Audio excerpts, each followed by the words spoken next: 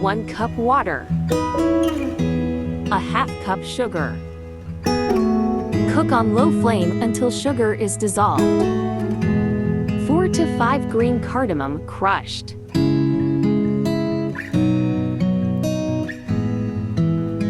Set aside.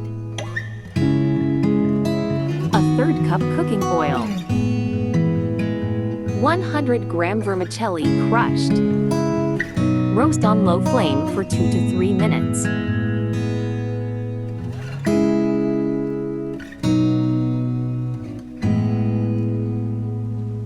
Add prepared sugar syrup.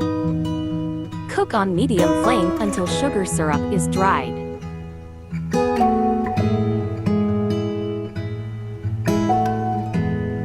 Add 2 tablespoons cream optional.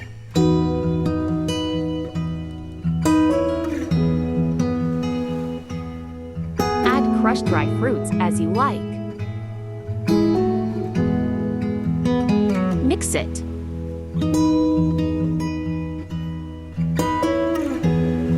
Cover and cook on low flame for 3 to 4 minutes.